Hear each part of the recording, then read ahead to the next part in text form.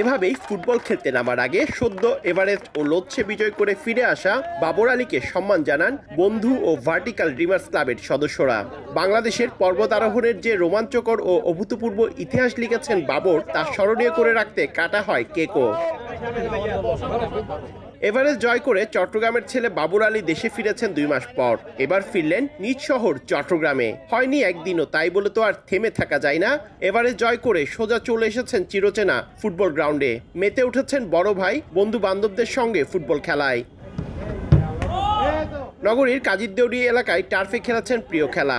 Fitness ধরে রাখতে football কিংবা অন্য যে কোনো খেলার কোনো বিকল্প নেই বলে জানান ডাক্তার বাবর আলী। এরা তো আমার প্রাণের মানুষ আসলে আর কি।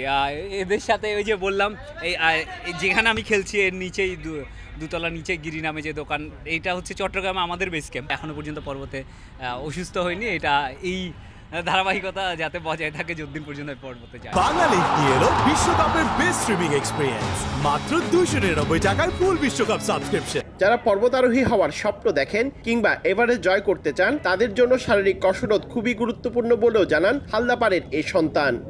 মাউন্টেনিয়ারিং এ 3M লাগে, আমরা এটা বলি যে মাইন্ড, তারপর হচ্ছে মাসল বলতে আসলে you don't have to be that macho, যে এন্ডুরেন্স আর হচ্ছে মানি। তো এই 3টা জিনিসের সমন্বয় লাগবে ডেফিনেটলি। পর্বতারোহণ একটা খুবই ব্যয়বহুল স্পোর্টস, আমরা সবাই জানি। এদিকে 2 মাস পর বাবরকে আবারও চিরচেনা খেলার মাঠে পেয়ে খুশি সবাই।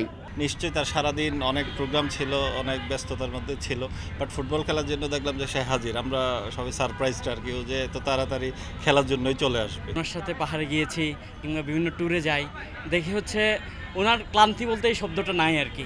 এবং আরামপ্রিয় না, কষ্ট করতেই ভালোবাসেন এবং অল টাইম নিজের মানে গোলের প্রতি ফোকাস থাকেন। গত 19শে মে হালদাপাড়ের সন্তান ডাক্তার বাবর আলী ষষ্ঠ বাংলাদেশি হিসেবে এভারেস্ট জয় করেন। এর ঠিক একদিন পরেই 21শে মে তিনি বিশ্বের 4র্থ উচ্চতম স্থান লোচ্ছে পর্বতের শিখরে আরোহণ করে রেকর্ড গড়েন। পার্থপ্রতিম বিশ্বাস, সময় সংবাদ, চট্টগ্রাম।